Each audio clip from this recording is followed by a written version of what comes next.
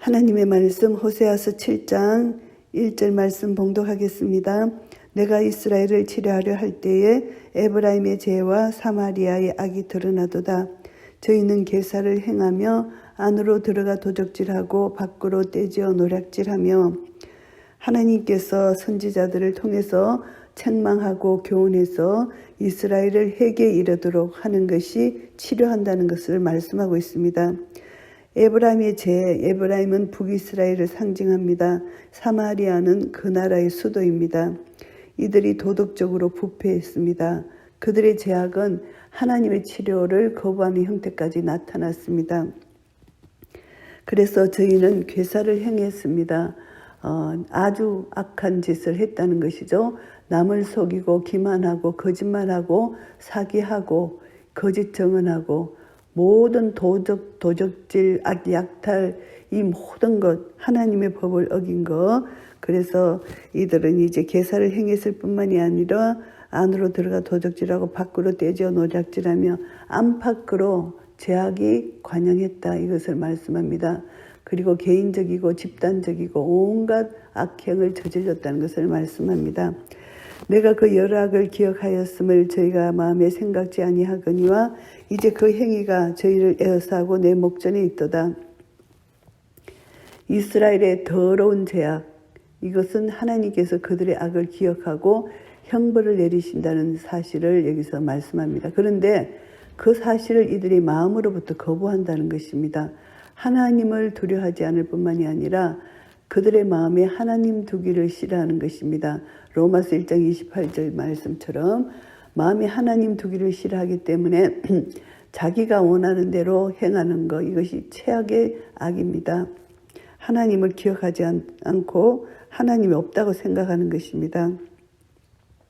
그런데 하나님은 이들의 행위를 다 알고 계시고 이들이 하나님을 두려워하지 않고 부끄럼 없이 악행을 일삼는 뻔뻔함을 하나님은 그들의 죄악을 다 밝히 드러내시겠다는 것을 말씀하고 있습니다.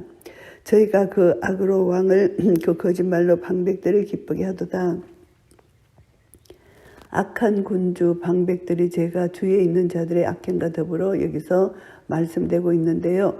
왕과 방백들은 백성들의 폭력과 방종을 즐거워했고 백성들은 거짓 아첨, 부도덕한 행위로 그들을 기쁘게 했습니다. 그래서 통치자들의 욕망, 이권에 빌붙어서 이제 사는 백성들이 우상숭배와 부정분패를 칭찬하며 따랐을 뿐만이 아니라 온갖 비난과 중상모략으로 자기들의 정치 목적을 달성하기만 급급했던 것을 여기서 보여줍니다. 그래서 하나님께서 지도자들을 기름 부어 세우셨는데 이들은 그것을 멀리하고 오히려 악을 행하고 거짓말을 행했다, 이것을 말씀하고요. 4절 말씀입니다. 저희는 다 가늠하는 자라 빵 만드는 자에게 달궈진 하듯과 같도다. 저가 반죽을 뭉침으로 발교되기까지만 불 일으키기를 거칠 뿐이니라. 저희는 다 가늠하는 자다. 왕, 방백, 백성 모두를 가리킵니다. 달궈진 하덕이다. 이 달궈진 하덕은 이제 이들이 엄란히 이들의 욕심, 업욕이 불일 듯 하다는 것을 여기서 이렇게 비유를 하는 것입니다. 그래서 그것이 이제 빵을 만드는데 반죽을 뭉치고 반죽이 발효되기까지만 그 불 일으키기를 거치고 계속해서 이 욕망이 더욱 뜨겁게 불타오르는 이런 그들의 욕망을 채우는 것, 이것을 여기서 언급하고 있습니다. 우리 왕의 날에 방백들이 술의 뜨거움을 인하여 병이 나며 왕은 오만한 자들로 더불어 악수하는도다. 왕의 날, 왕이 저기하는 대관식 날을 가리킵니다. 그래서 또 왕이 중심이 되는 특별한 축제일, 그런 날에 왕의 병이 난다는 것은 술의 욕, 방탕, 방종을 뛰어넘어 병까지 날 정도다. 이것은 이제 술병 뒤에 숨어있는 악한 계략, 이것을 우리가 알 수 있습니다. 방백들이 정치적 반역을 깨하려고 왕을 술 취하게 만들고, 그리고 이제 이 반역으로 인하여 왕이 살해된 사건이 있습니다. 그래서 이것을 우리가 생각할 수가 있고요. 그래서 반역자들은 거짓 방백들을 가리키는데요. 왕은 어리석게 술에 흠뻑 취하여서 방탕에 빠지고 이제 거짓 방백들이 왕을 살해하고 그리고 그 왕권을 빼앗는 그런 사건들이 이스라엘에게 있었습니다. 저희는 엎드려 기다릴 때에 그 마음을 하듯같이 예비하니 마치 빵 만드는 자가 밤새도록 자고 아침에 피우는 불에 일어난 것 같도다. 엎드려 기다릴 때 업무자들의 악한 마음이 빵 굽는 하듯을 예비하는 것에 비유하고 있습니다. 그것은 마치 빵 만드는 자가 밤새도록 자고 아침에 피우는 불과 같이 뜨겁다는 것입니다. 업무자들이 자기들의 탐욕과 욕망을 충족시키기 위해서 악한 계교를 꾸미는 것을 여기서 말씀합니다. 그들은 욕정과 분노가 섞인 교묘한 책략을 적당한 기회가 올 때까지 감추었다가 때가 되면 아침에 하득을 달구는 것처럼 분명하게 드러낼 것이라는 것을 말씀합니다. 그래서 이 악한 세력들이 이제 왕을 죽이고 왕권을 탈취하는 그런 사건을 여기서 말씀하고요. 저희가 다 하듯같이 뜨거워져서 그 재판장들을 삼키며 그 왕들을 다 엎드러지게 하며 저희 중에는 내게 부르짖는 자가 하나도 없도다. 이렇게 하듯같이 뜨겁게 달구어진 이들의 탐욕, 욕정, 살인과 폭력 이것을 말씀합니다. 그래서 여로보암 2세 이후에 반역시 사건이 참 많았습니다. 그 당시에 스가랴는 살롬에 의해서 그리고 살롬은 문하임에 의해서 문하임의 아들 버가헤아는 베가에 의해서 이렇게 베가는 또 호세아에 의해서 이렇게 살해당했습니다. 열왕기하 15장 말씀 쭉 이후에 보면은 이 말씀이 나오는데요. 이처럼 피와 폭력으로 물든 왕정 반란 이스라엘 백성들에게 무질서와 무정부 상태 속에서 혼란과 타락을 준 그런 역사적 사실입니다. 그리고 이제 재판장들은 백성들을 통치하는 왕의 방백들을 가리키는데요. 이 재판장들, 이 왕을 통치하는 왕과 방백을 통치하는 이 재판장들이 완전히 불의를 행했다는 것입니다. 그래서 이들은 하나님께 구원과 도움을 호소하지 않고 그냥 이 비참한 상황에 빠져 있는 그 상태, 그리고 이웃 나라를 의지하고 우상을 의지하고 이들은 진짜 하나님의 도움을 호소하지 않을 만큼 무지무감각 속에서 헤매고 있다. 그 중에 하나도 내게 부르짖는 자가 없다. 다 왕들을 다 엎드리지게 하는데도 불구하고 왕을 죽이고 살해하고 이렇게 엄청난 재앙이 이 나라에 있는데도 불구하고 하나님께 부르짖는 자가 하나도 없다고 이렇게 표현을 합니다. 에브라임이 열방에 혼잡되니 저는 곧 뒤집지 않는 전병이로다. 에브라임이 이방인에게 혼잡된다. 그들은 이방 민족의 풍속을 따르고 우상 숭배함으로써 하나님과의 언약을 파괴했습니다. 그것은 마치 뒤집지 않는 전병과 같다 이렇게 표현을 하는데요. 한쪽 면은 새까맣게 타고 다른 쪽은 그냥 밀가루 반쪽 그대로 있는 떡조각, 아무 쓸데없다는 것입니다. 그래서 이것은 가정한 것이다. 이스라엘의 모순이다. 외식적인 것이다. 하나님의 거룩한 백성인데도 불구하고 열방과 섞여서 열방의 우상 숭배를 배우고 음행을 배우고 더럽기만 하다. 이것을 여기서 이렇게 비유를 하고 표현을 하고요. 에브라임이 이제 이방인에게 그 힘이 삼켰으나 알지 못하고 백발이 얼룩얼룩 할지라도 깨닫지 못하는도다. 이 힘의 노쇠함, 죽을 때가 다 되었다는 것입니다. 이방 나라에서 침입을 당하고 재산과 인명을 상실하여 국력이 파괴된 이런 상황 가운데서도 이들은 깨닫지 못했다는 것입니다. 힘이 노쇠하다, 죽을 때가 다 됐다는 것이죠. 그래서 그런 상황 가운데서도 깨닫지 못한 이스라엘을 여기서 이렇게 말씀하고요. 이스라엘의 교만은 그 얼굴의 증거가 되나니 저희가 이 모든 일을 당하여도 그 하나님 여호와께로 돌아오지 아니하며 구하지 아니하도다. 여호와께 돌아오지 않는다는 것입니다. 완고함, 국가의 불행, 재앙을 모면하기 위해서 이방 나라들과 동맹만 맺고 여호와 하나님을 의지할 생각을 전혀 하지 않는 것이 이들의 교만이고 무지라는 것입니다. 그래서 이스라엘의 무지와 완고함은 결국 북왕국이 아수르에 의해서 멸망을 당하고 남유다는 이제 바벨론에 있어 멸망을 당했잖아요. 이 나라들은 정말 하나님이 선택한 선민입니다. 여호와 하나님을 섬기도록 부름을 받았는데 오히려 이방을 의지하고 범죄하는 자 다 멸망당하게 될 것이라는 것을 말씀합니다. 여호와께 돌아오지 않고 구하지도 아니하였다는 것입니다. 이들의 교만이 무지가 에브라임은 어리석은 비둘기같이 지혜가 없어서 애굽을 향하여 부르짖으며 아수르로 가는도다. 어리석은 비둘기를 비유합니다. 이스라엘의 지혜 없음이 어리석은 비둘기에 비유되고 있는데요. 비둘기의 어리석음은 먹이를 찾다가 쳐놓은 거물을 보지 못하고 의심하지 않고 그 안으로 곧장 날아드는 것을 말합니다. 그래서 에브라임이 아수르로 날아들어갔고 애굽으로 날아들어갔고 자신을 해치는 행임을 깨닫지 못하는 어리석음이라는 것입니다. 결국은 아수르 애굽을 통해서 이제 이 이스라엘은 큰 환난을 당하게 되는 것이잖아요. 그래서 에브라임의 구원이 오직 하나님께만 있음을 알지 못했고 아수르 애굽 모두 자신들을 해치려는 적이라는 사실조차도 모르고 그들에게 도움을 요청할 정도로 어리석었다. 이것을 말씀합니다. 저희가 갈 때에 내가 나의 거물을 그에 쳤어 공중의 새처럼 떨어뜨리고 전에 그 공회에 들려준 대로 저희를 징계하리라. 하나님이 말씀하신 대로 율법과 선지자들을 통하여 하나님 말씀으로 선포하신 대로 이들이 율법을 무시했고 선지자들의 경고를 거역했기 때문에 여호와의 징계를 받게 된다는 것을 다시 말씀하고 있습니다. 화 있을진저 저희가 나를 떠나 그릇 같음이니라. 패망할진저 저희가 내게 범죄하였음이니라. 내가 저희를 구속하려 하나 저희가 나를 거스려 거짓을 말하고 범죄했다. 그렇기 때문에 너희들은 패망할 것이다. 하나님을 떠났기 때문에 너희들은 범죄했으니까 반드시 너희들은 그 대가를 받을 것이다. 이들의 파멸의 이유가 하나님을 떠났기 때문이라는 것을 분명히 말씀하고 계십니다.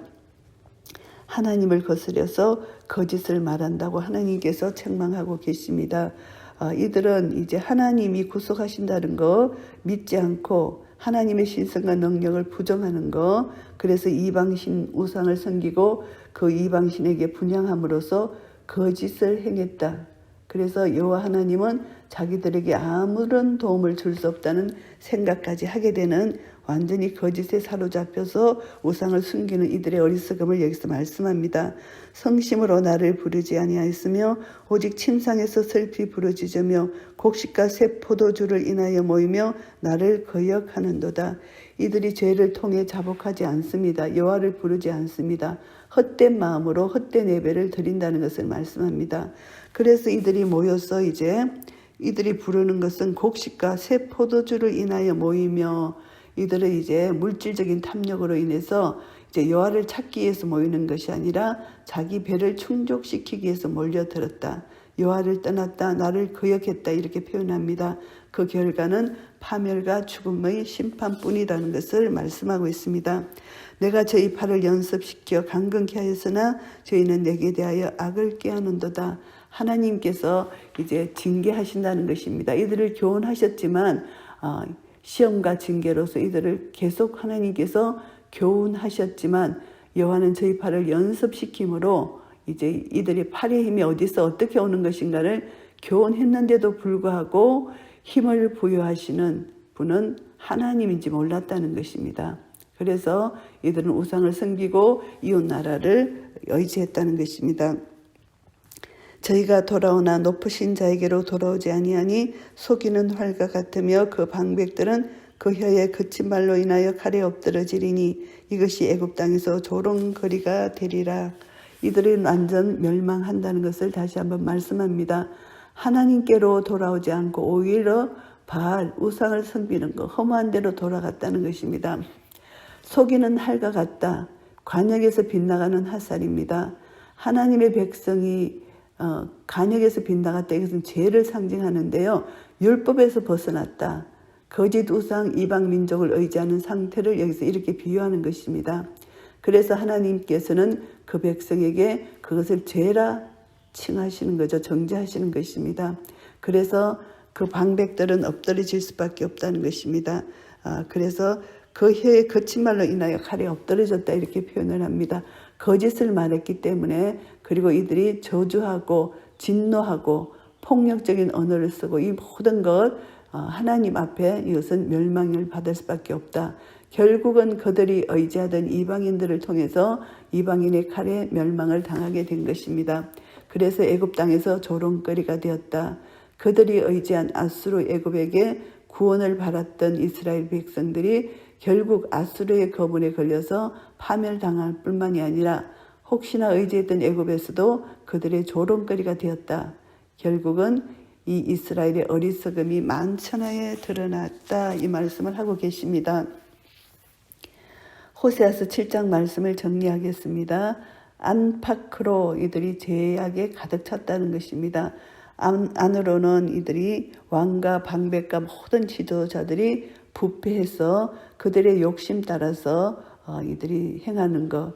그래서 하나님은 그들의 죄악을 방치하시지 않고 선지자들을 보내서 경고하고 건면하고 징계를 해서 이들을 치료하게 하셨지만 이스라엘이 전혀 받아들이지 않고 오히려 악한 행위를 점차 노골적으로 자행했기 때문에 멸망에 이르게 되었다. 이것을 말씀합니다. 하나님은 멸망을 자초하는 제약된 이스라엘을 다시 한번 회복시키기를 원했지만 결국은 계속 이들은 죄를 범했기 때문에 하나님은 이들을 심판하지 아니할 수가 없다. 이렇게 말씀합니다. 모든 왕과 모든 방백들 다 부패했다는 것을 말씀합니다. 그래서 결국은 이스라엘의 왕궁에서 살인자들로 가득 찼다. 왕권이 자주 바뀐 것입니다. 이것은 이제 그들이 왕권을 차지하기 위해서 이제 왕에게 술을 먹이고 이제 왕을 죽이는 그런 사건들이 이스라엘에 많이 일어났다는 것을 말씀합니다. 그리고 이제 그들은 정의와 공의를 행해야 될 지도자들이 이제 그것을 버리고 자기들의 욕심을 따라서 이제 우상 숭배하고 그것으로 영적 순교를 상실했고요. 모든 부패, 이들의 모든 부패는 결국 하나님을 떠났기 때문에 영적 간음을 범하고 또 이게 인간관계 속에서 세상 속에서 죄악을 완전히 저지르는 이들의 죄악의 열정은 들끓는 이스라엘을 달궈진 하등에 비유하고 그리고 또 반죽해서 이제 빵을 구울 때 완전히 이들의 열기가 활활 오르는 하등 8절부터 16절까지 보시면은 이스라엘의 외교 정책을 책망하고 계십니다.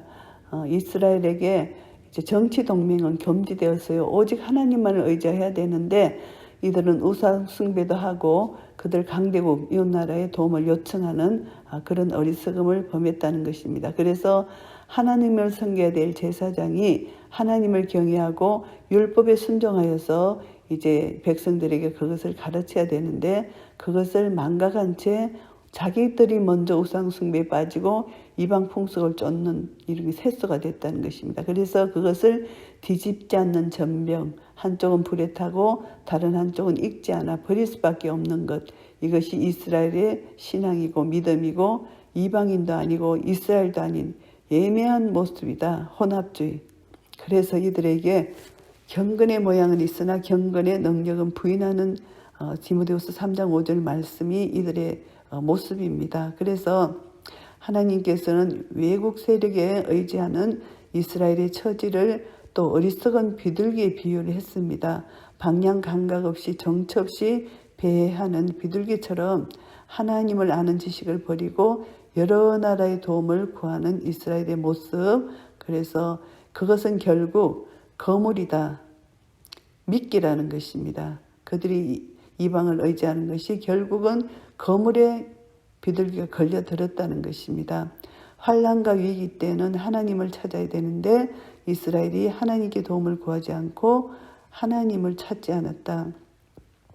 그래서 비둘기가 이제 미끼를 따라가다가 거물에 걸린 것과 똑같다는 것을 이렇게 비유하고 있습니다. 그래서 이스라엘이 하나님을 찾는 것은 찾지 않았기 때문에 하나님을 찾아야 되는데 하나님을 찾는 것은 이들이 자기 욕심 때문에 형식적으로 찾는 것이지 전혀 내적으로 하나님을 찾지 않았다. 그들이 찾는 것은 우상이다. 그들의 마음은 곡식과 새 포도주를 구했다. 이것입니다. 그래서 하나님께서 이스라엘을 반드시 심판해야 된다. 이들은 포악하고 착취하고 사치와 쾌락, 이들의 삶의 모습입니다. 그리고 길갈과 베달에 가서 온갖 종교 행위를 습관대로 했습니다.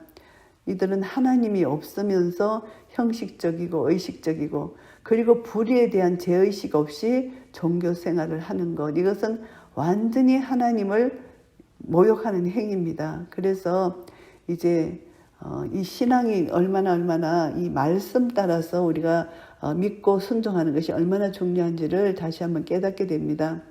타락한 백성들에게 회개를 촉구하고 징계도 주시지만 이것이 하나님이 그 백성들을 사랑하는 표시입니다. 그런데 그것을 무시하고 끝까지 회개치 않고 돌아오지 않으면 하나님 반드시 징계를 하신다는 것을 말씀하고요. 국가나 믿음 공동체의 운명을 좌우하는 것은 하나님이시기 때문에 항상 위기 상황에 처할 때 하나님께 도움을 구해야 된다는 거 다시 한번 깨닫게 됩니다.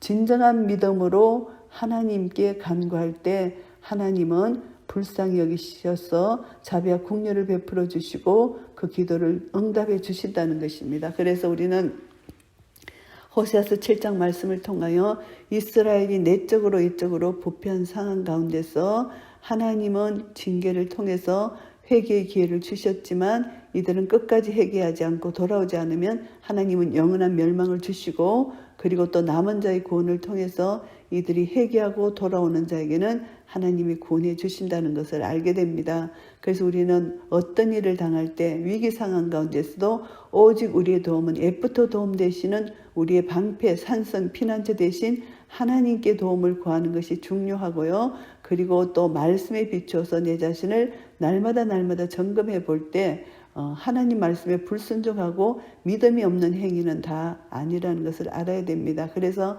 항상 나를 통해서 예수 그리스도가 드러나도록 그런 삶을 하나님이 원하시는 것입니다. 그래서 우리를 징계하시는 하나님의 사랑은 내 모든 것, 이 세상에 거짓된 것, 헛된 것 다 내려놓게 하시고 다 없애주시고 오직 나를 통해서 예수 그리스도만 드러날 수 있는 그런 은혜를 주시기 위해서 우리를 이 땅에서 훈련시킨다는 것을 우리가 깨닫고 내 안에 있는 어떤 욕심, 탐욕, 어떤 죄든 하나님 말씀에 비춰서 회개하고 이제 내 안에 계신 예수 그리스도, 내가 예수 그리스도 안에 거함으로 말미암아 말씀의 능력이 나를 통하여 나타날 때, 온전히 믿음으로 순종할 때 우리는 예수 그리스도가 온전히 드러나서 예수 그리스도만 우리 속에서 남게 되는 그런 역사적인 놀라운 일들이 나타나게 되는 것입니다. 그래서 우리는 하나님의 영광과 기쁨이 되고 나를 통해서 하나님이 영광을 받으실 것입니다. 하나님께서 우리에게 주신 것 가장 중요한 것은 내가 아버지 하나님의 이름을 영화롭게 하고 또 영원토록 그 이름을 절거하는 것, 이제 이사야 선지자의 말씀처럼 하나님이 우리 인간을 창조하신 목적이 그 목적대로 우리는 하나님을 영화롭게 하고 하나님의 그 이름을 영원토록 찬송하기 위한 것이라는 것입니다. 그래서 하나님이 우리를 만드신 그 창조 목적을 우리가 다시 한번 기억한다면은 영원토록 하나님을 찬양하는 그런 역사심이 우리 속에 있어야 된다는 것을 다시 한번 깨닫게 됩니다. 하나님께서 이사야 43장 21절 말씀에 이 백성은 내가 나를 위하여 지었나니 나의 찬송을 부르게 하려 함이니라. 하나님 우리를 창조한 목적, 하나님을 영화롭게 하고 하나님을 영원토록 절거하는 것, 하나님을 찬송하는 것, 이 모습, 이 신앙 모습이 하나님이 기뻐하시는 모습입니다. 우리는 이 모습을 따라서 날마다 우리 안에 내주하시는 성령님으로 말미암아 성령님이 인도하심 따라 가게 될 때 우리는 이런 삶을 하나님께 온전히 찬송과 경배의 영광을 돌리는 이런 삶을 살 수가 있을 것입니다. 이런 은혜가 우리 모두에게 있으시기를 예수 그리스도 이름으로 축복합니다. 아멘.